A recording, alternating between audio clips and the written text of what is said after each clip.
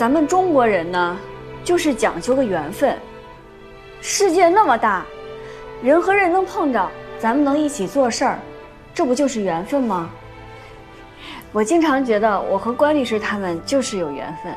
那不你看看他们学问这么大，啊，学历这么高，我就一初中还没毕业的，我怎么就能和他们碰见？他们怎么就愿意跟我一块儿工作？这不就是缘分吗？弗兰克先生，你们之前只见过一面，今天你就特地跑过来找他们，咱也见着了，这不就是缘分吗？ She's talking something about fate, the fate between Mr. Guan and her. And she asks you, do you think it's also fate that you come all the way here to visit Mr. Guan, even though you just met him once? What do you mean about fate? 缘分对你来说是什么呢？缘分就是，就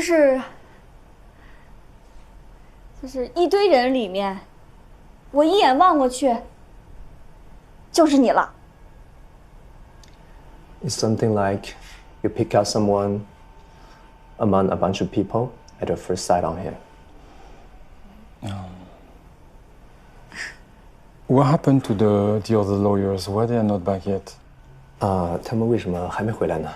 他们去乡下给乡亲们办案子去了，在农村办案子不容易，乡亲们的诉求也都各种各样，很多当事人不大懂法，但他们仍然对乡亲们认真负责，因为他们放不下那些遇到困难的乡亲们，所以他们经常往乡下跑。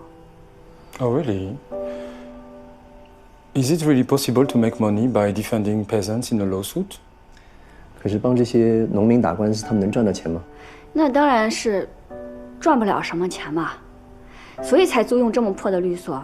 但是关律师说过，当律师的是要用法律为人民服务的，不能把法律做成生意。Mr. Guan said, they use law to serve people, not just take it as a business. Okay, well, I think it's quite good. OK， Yes. 就说你，老关，到底怎么了？弗兰克来律所考察，幸福都跟他聊了半天了。弗兰克来了，那他怎么不早说啊？你俩用脚趾头想想啊，为什么？我明白了，不是，幸福胆子也太大了吧？哦，为了让咱们踏实办村里的案子，自己鸡蛋弗兰克。我告诉你，本浩，如果弗兰克那边有什么问题，立马把他开了。别说了，赶快开吧！他俩在一块画面我不敢想象。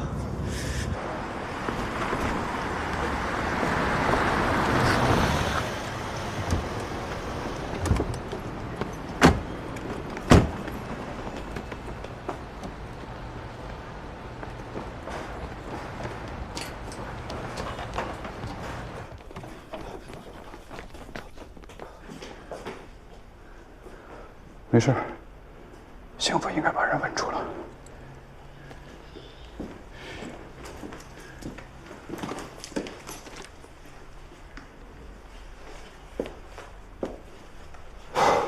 都 OK 啊。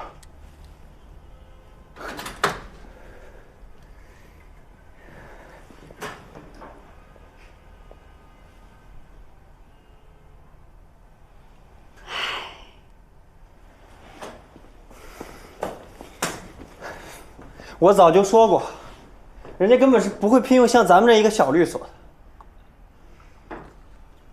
幸福，Frank 呢？走了。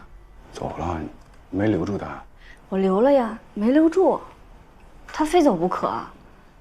我给他沏了这么好的一壶茶，他就喝了一口。完了。什么完了？你们官司不是打赢了吗？算了吧，反正我昨晚一晚上都没睡，挺累的。我找个地儿让我睡一觉去。哎，别走啊！哎，这个我给谁呀？弗兰克留了张名片，说让你们联系他。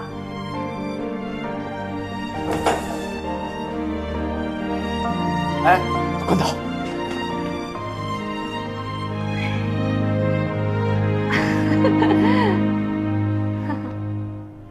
不要脸！不要脸！不要脸！案子抢走，没见他犯这么大不给钱，人家凭什么给你干活？你不知道啊？主任，对方要求取消和咱们的协议。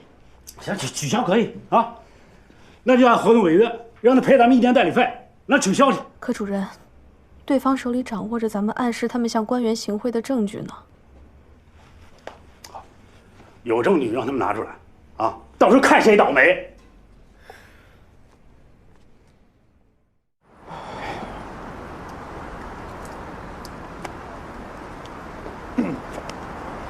哎，怎么样啊？怎么样？谈下来了吗？谈什么？不是找你光聊天来了？对啊，这不聊天怎么有这个呢？这什么？这什么呀？签了，成了，关涛，签了！哎，我不要做梦吧？掐我！是的，疼吗？疼！哎，咱是不是应该上这车呀？这个明天换，赶紧的上车，走。这太不真实了吧！300万啊，兄弟们，这么大馅饼，咋咱仨头上了？哎，今天几号？今天13号。我的 lucky number。去你的！你刚刚在路上不是这么说的啊。Frank 说啊，很快他发现选择驿道呢，犯下了一个不可饶恕的错误，于是就翻看了我们留在那儿的资料，动了去我们那儿考察的念头。在我们的律所呢，他跟幸福聊得很愉快，对我们的律所啊也有了更多的了解。再加上今天听了我的介绍之后呢，他下决心跟我们草签了这份合作意向书。但是呢，正式的协议等到细节谈妥了之后再签。哎，不是，我好奇啊，这幸福跟 Frank 能聊什么呢？想知道吗？啊，不告诉你了。Frank 说，幸福跟他说了很多中国的老道理，而这些道理呢，跟经商做人的道理是相通的。同时啊，他呢为我们和幸福的故事所感动。他相信啊，一个不计较金钱得失、忠诚为农民做好服务的律所，一定是一个可以为任何当事人做好法律服务的好律所。觉悟。但是啊，他提出来，希望我们可以换一个办公场所，可以跟他们的公司地位相匹配。同时呢，他希望在我们新的办公场所里有幸福的一个位置。哎呦，吓死我了！哎，位置肯定给，那毕竟幸福是咱们的镇所之宝嘛，对不对？哎，还有个事儿跟你们俩商量一下啊。啊，坦白说啊，谈成这300万的案子呢，幸福有很大的功劳，对不对？对。我的意思是啊，为了公平，我们是不是应该给幸福一部分报酬啊？肯定给。你这样，你给他拿2万。不对啊，按照常规的分成比例，我们应该给他2%到3%啊，也就是6到9万块钱。以幸福的贡献，他值9万。9万啊？你这按说是应该奖励，但是给一个前台提这么多提成，有点多吧？是挺多的啊。你想，咱们还得搬家、装修，还得招兵买马，那钱不得省着点花呀？那给他6万。其实5万也不少了，我觉得也是。其实我觉得啊，干脆1分都不给吧，反正他什么也不知道。但是我要叮嘱你们一句啊，做人做事呢要凭良心，只要你们的良心上过意得去，那就这么办。哎，不是关涛，反正你现在说话骂人不带脏字啊，你赢了，给。我们回来了。哎，关律师，我正好看到这个民事活动中的诚实信用原则，这是什么意思呀？还有一个公序良俗。你问这干嘛呀？我正好看到了，你能帮我解释解释吗？好巧，这个民事活动当中的诚实信用原则呢，就是指人与人交往、做生意啊、借款还贷等等等等发生往来的过程当中呢，要诚实，要讲信用。说的都对。怎么了？没什么，我们在说别的事儿呢。还有一个是什么？公序良俗。这个公序良俗呢，就是指一般的社会活动当中，大家共同遵守一般的原则和风俗。也就是说呢，要有道德，有良心，对吧？你别看我们了，这我们都知道啊，谁让你是老大呢？谢谢理解啊。还有一个消息啊，我们呢跟 Frank 已经草签了合作意向书。签了呀！我就知道他会选择咱们，那咱们所是不是就挣大钱了？是。那既然挣了大钱了，那咱们也用不着为了有上顿没下顿发愁了。那未来是不是就能更好地为咱们农民同志服务了呀？是啊。钱真是个好东西啊！幸福啊！啊，这个案子的成功呢，你有一定的功劳啊。哎，对啊，是我接待了他。关涛，那你得给我发奖金吧？发，当然得发呀。你要多少？哎，你别说我财迷啊，我就是想多赚点钱，将来能把我孩子接到城里来。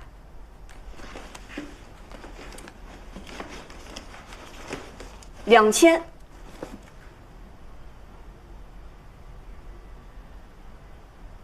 多呀。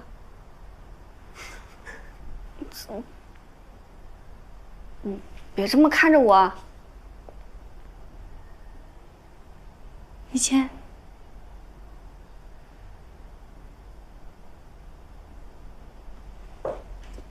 幸福啊，这个案子呢，可能你的奖金不会有多少。哦。但是啊，我们准备给你提成。提成？那幸运说，只有当律师才有提成啊，我以前他也有提成啊。哦，这两回事儿。根据 Frank 所说呢，在这个案子上啊，你立了非常大的功劳。按照律所的规矩，不管是谁啊，只要帮助律所谈成的项目，我们要给2%到3%的提成，那就是6万到9万块钱。我们准备给你3%，9万块钱，再加上你刚刚提的要求，以后每个月再给你涨500块钱工资，你看行吗？行啊！哎呀，你们这么够意思呀！行啊，这肯定行。其实2%就行了。咱们律所刚挣钱，也别大手大脚的。6万块钱对于我来说，已经是我做梦都没想到的了。我知足。何幸福同志，关涛真没有看错你，必须拿9万，不收都不行，是不是？什么？啥没看错呀？啥没看错啊？我怎么听不懂呢？你赶紧工作，赶紧工作。6万。谢谢。什么6万？9万啊！谢谢。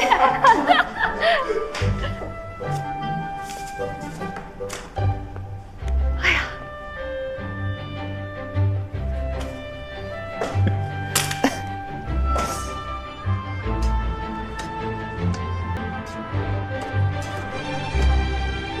媳妇儿回来了。哟，你这是干嘛呀？捡钱包了？捡钱包可捡不着这么多钱。那你这是干啥呀？你先洗手，洗完手再说。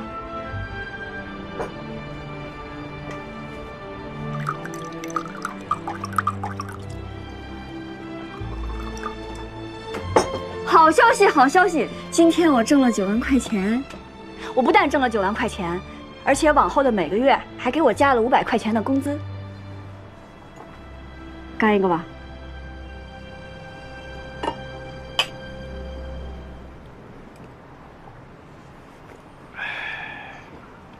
你逗我玩呢？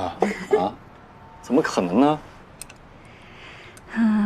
其实我也不知道，就是头2天，我跟你说那个老外来所里，我陪他聊了1下午的那个事儿。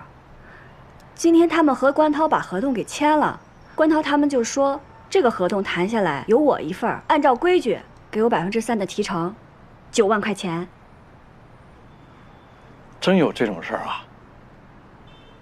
你就陪这个老外聊1下午，然后就比咱俩2年的工资加起来都多吗？对啊，这就是这规矩。那你1个月整这么一回，那咱俩还上什么班呢？你是前台，来的人都来找你，对吧？都你接待。你想啥呢？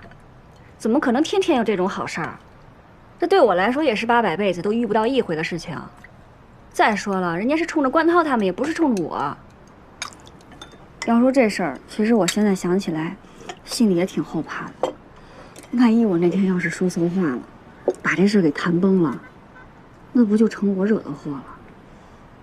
现在就是关涛他们做事厚道，说我在其中起到了很大的作用，给我钱。对呀，他们可以不给这个钱啊，那他们为什么要给你啊？那是因为他们讲诚信，讲规矩。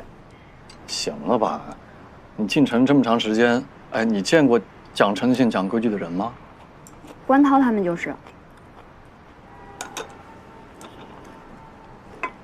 那万一他们有别的想法呢？我咋就不信有这种人呢？平白无故的把钱送给别人，这不是神经病吗？你才神经病呢！怎么回事？我挣钱你是不高兴吗？没有。那要不这样吧，明天我就去跟他们说，这钱我就不要了。反正这钱也没到我手里。那也没这个必要吧？我就随便一说的，我只是觉得这事有点怪，你要小心点。瞧你那小心眼的样子，你放心吧，你媳妇儿一点也不傻。我是怕你上当受骗，好吗？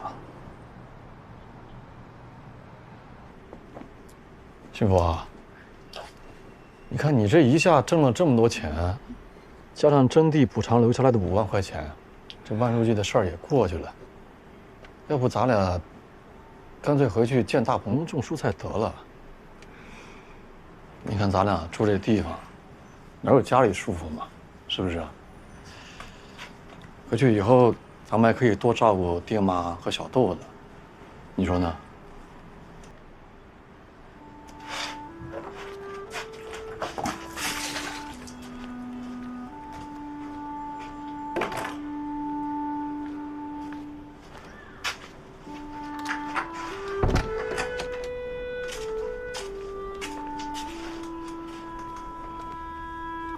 我刚才跟你说话，你怎么没反应呢？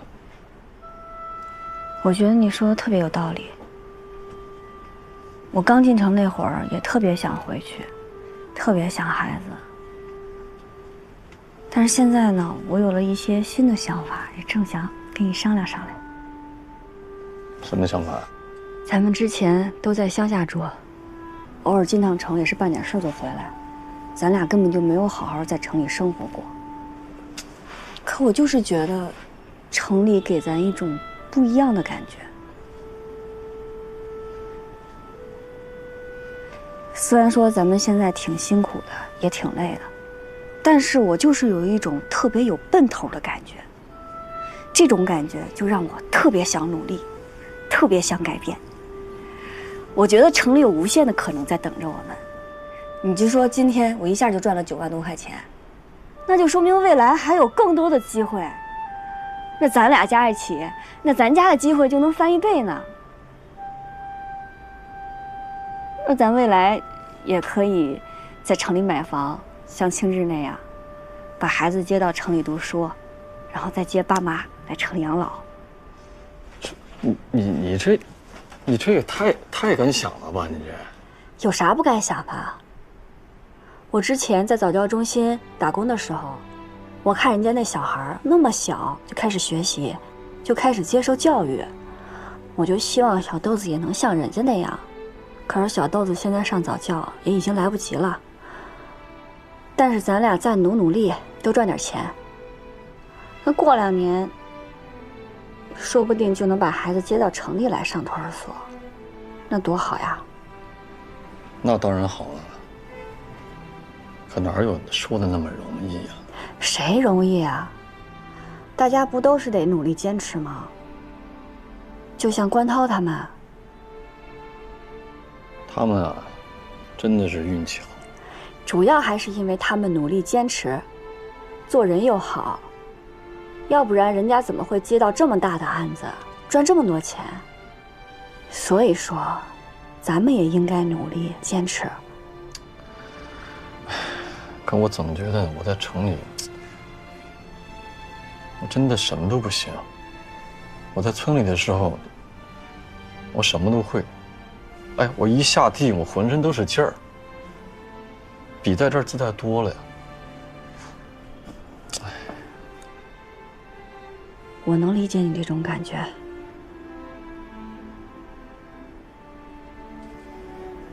可你就不觉得这城里面有咱村里没有的东西吗？你就不想像城里人那样生活吗？哎，咱家就在那儿呢，也丢不了，也跑不了，而且咱俩有工作，既然都来了，怕啥呀？就当是为了小豆子，咱再拼一把，那说不定能成功呢。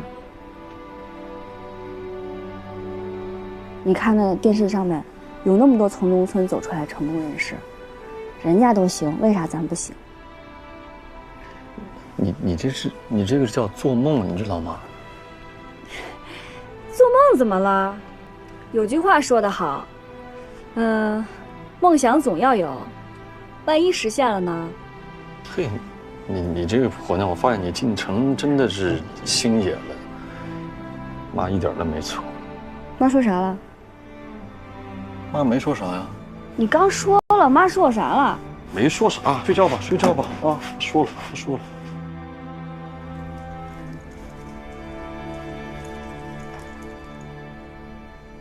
小山，你说对面那小区，1平米得多少钱啊？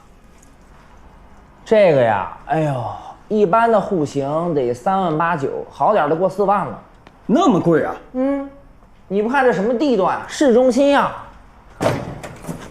不过我都研究好了，要我可不买这儿。从咱这儿坐公交车8站地，风景家园，1平米才1万2。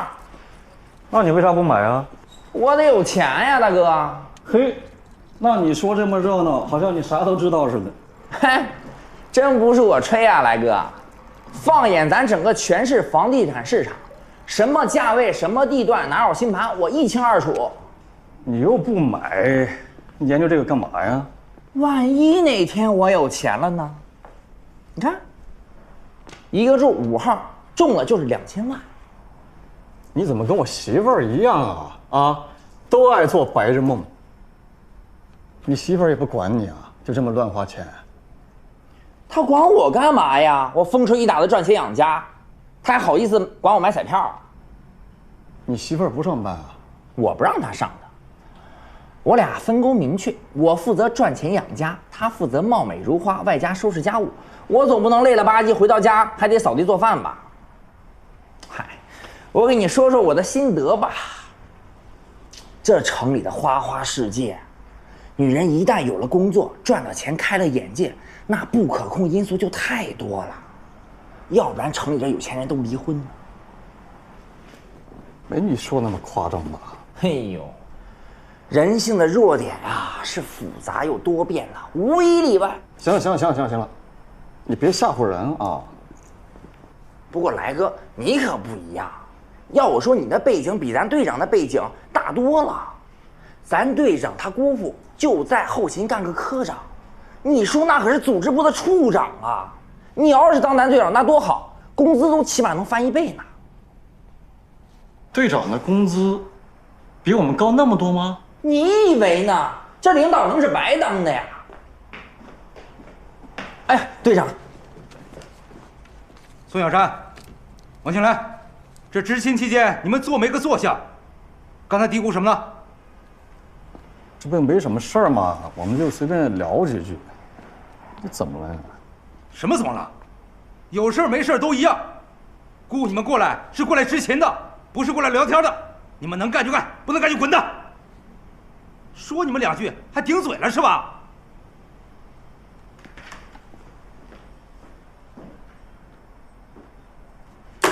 哎，瞧把他给狂的呀！啊，不，一个破队长有什么了不起的呀？他就这德行，跟他姑父家的狗啊属于同类，无非一条哈巴狗，一条疯狗。哎呦，来哥，这也怪你说啊不够关照你，这出门进门的都不跟你打招呼。这你说要是当着咱保卫科长的面跟你多亲近亲近，别说队长了，咱科长见你也得乐呵的呀。嗨，我叔那人就那样啊，当着人的面挺清高，背后对我们挺好的。背后对你好有啥用啊？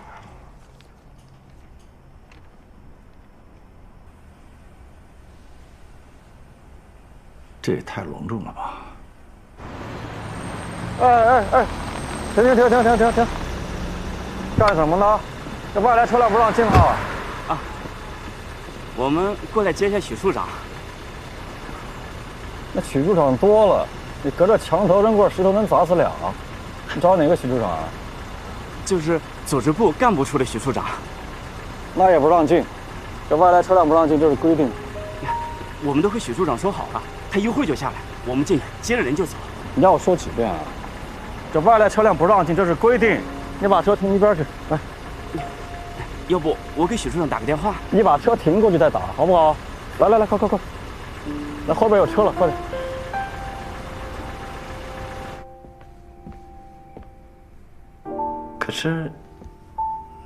可让人说对乡下的事不重视，也麻烦。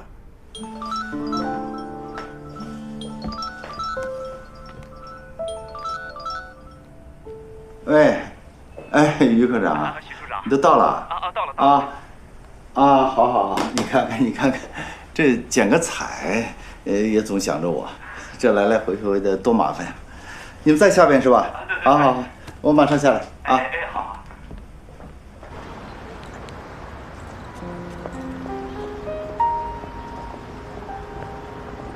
哎，许处长，哎，在这。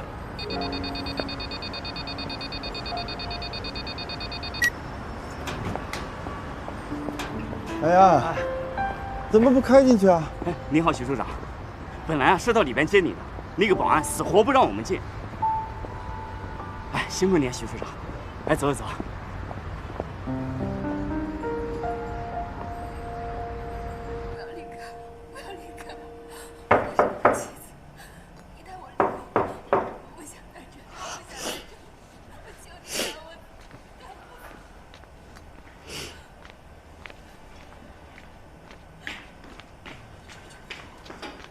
谁？哎呀，阿姨啊，你怎么来了？叔父说找我。哦，好，啊，进吧。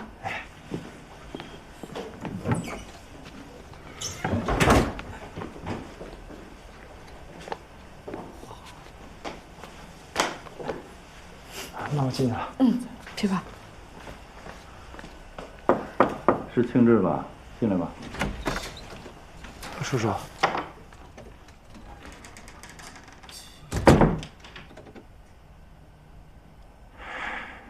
他居然这么说。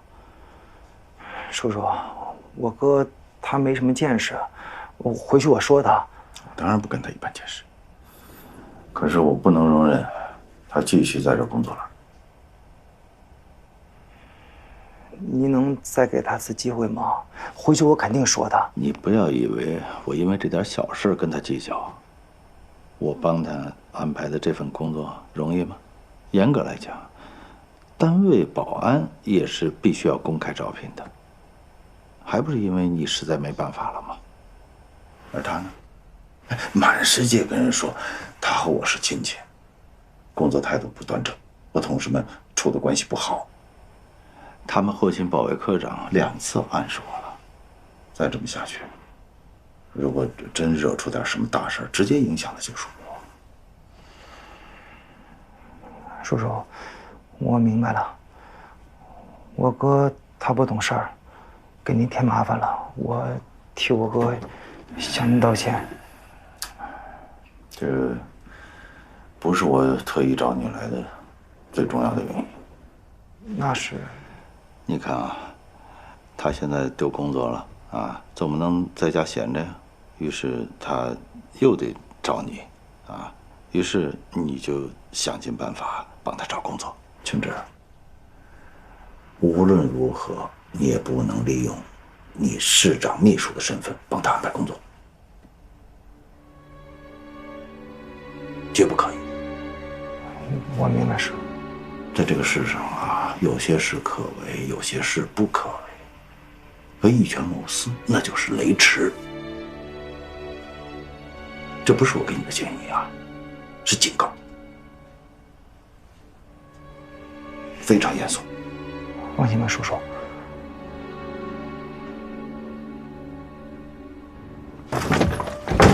哥，你为什么这么做？你有意的吧？我怎么了？咋了，庆芝？嫂子，亚妮她爸爸老家县里面新建了一个养老机构，是在外面工作的人集体捐的。亚妮她爸爸也捐了，同时呢，又是捐赠者里面职位最高的。他们县里就希望他爸回来剪彩，他爸对这件事情很重视，这不是光宗耀祖的事情吗？结果人家县里的车到了市委门口，被我哥拦下来了，死活不让进。我做错了吗？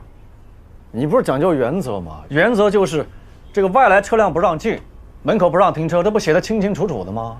你是仅仅不让人家进去吗？你跟人家说什么了？他说什么了？人家说我是来接许处长的。我哥说，我们市委有好几个许处长，扔个砖头就能砸死俩。你说这是什么话呀？这是？我说错了吗？市委就有好几个许处长，我哪知道他找哪个许处长呢？你跟我睁眼说瞎话是吗？啊？你明显就想给亚妮他们难堪，人家给你安排的工作，你反而不感谢人家，你这么对人家，人家得怎么想我们？爱怎么想怎么想。我还真不尿他，混了一辈子不就混了一个处长吗？有什么了不起的呀？出来进去拿我跟电线杆似的，理都不理我。哎，他不理我，我凭什么拿他的人好脸色呢？找你告状了是不是？他告我！这么大一处长哦，小肚鸡肠的。反正我做也做了，随他去吧。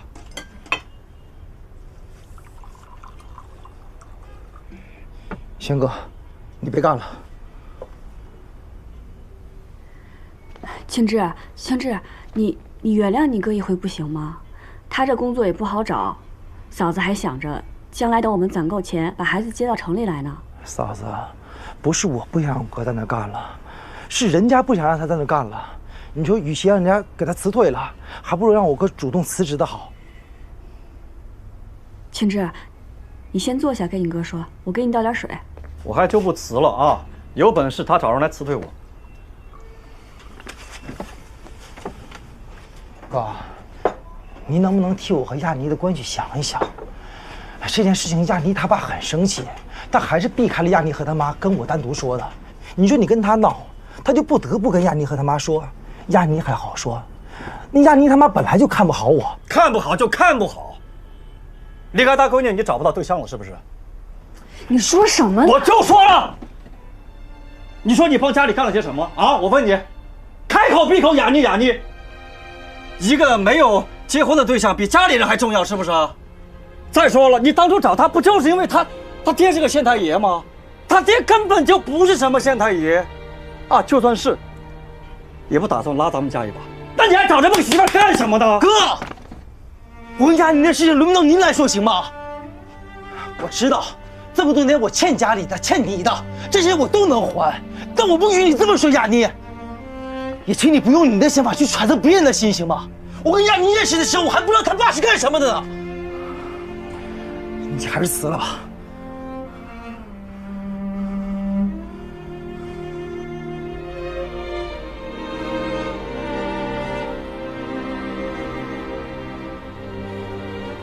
行。辞就辞啊！我早就不想干了，但是我辞了啊，青芝，你还得给我找一个工作。哥，你弟没有那个本事啊！大哥，嫂子，如果你们生活上有困难，我王庆志不吃不喝，我一定能帮你们的。他工作上的事情，我真的爱不能助。你现在不是给大官当秘书了吗？哥，我跟的不是什么大官，就算是我也不能打他的旗号做事情啊！只要肯努力，肯定能挣到钱。你看我嫂子干的不是挺好的吗？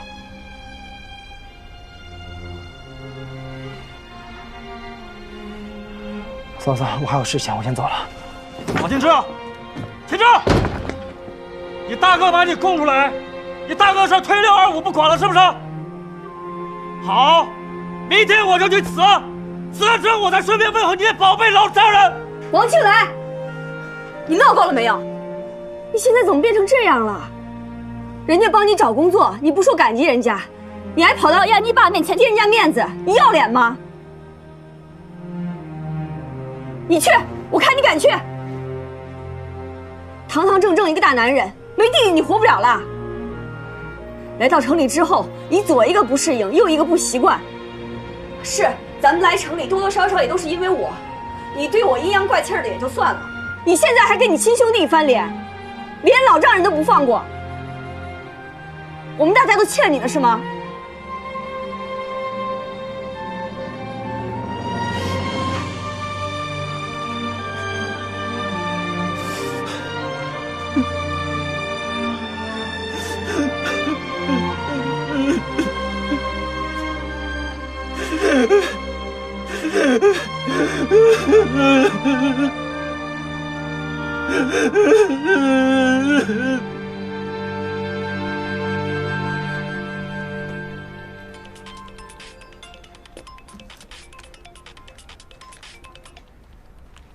喂，姐，怎么了？幸运，你能帮姐一个忙，找份工作吗？什么意思啊，姐？关师兄那边现在刚接到大生意，你可不能现在走啊！也不是说我，是说你姐夫。我姐夫他不是干保安的吗？说来话长，他不干了。你帮我留意着点吧。姐，要是说给你找工作，我100个1000个愿意。但是，哎，你也知道我姐夫那个人，做事也没什么眼力劲儿。你说要把他介绍给谁，我这样会很尴尬的。你说你不帮忙就不帮忙吧，你还那么多话。行，你挂了吧。不是，姐，我。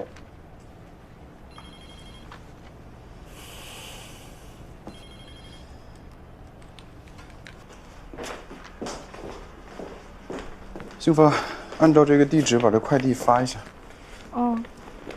哎，方律师，等一下，这有个东西，你代签一下。哎呦，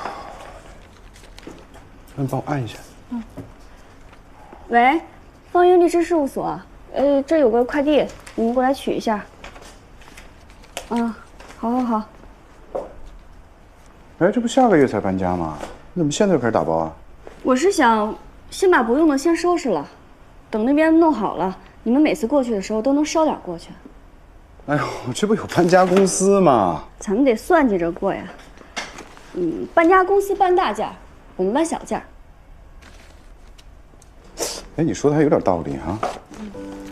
来，你把那放那边去，放那边那边。我得封一下箱。那行，你封完放到那儿去啊。哎，你说你会开车该多好啊，就不用我们这一箱一箱的往那儿拖了，是吧？你把东西弄过去也更方便，都不用请搬家公司了。幸福啊，你现在呢从农村到了城市来了，需要努力的当一个现代人。你知道现代人需要具备哪些标准吗？什么呀？会用电脑，会一门外语，同时呢要会开车。其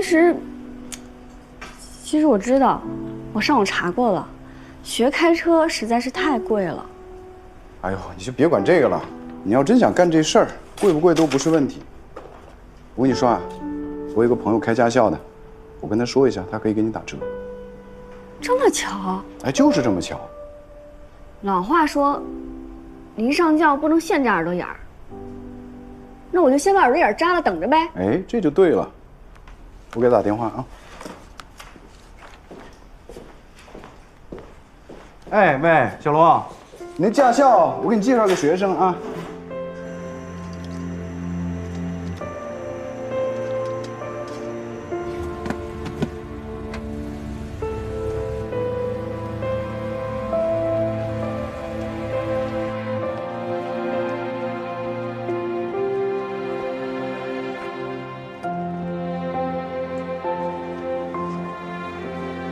现在找工作这么难，早知道我就把研究生读完了。是啊，早知道当时好好读书了。别的地方看看。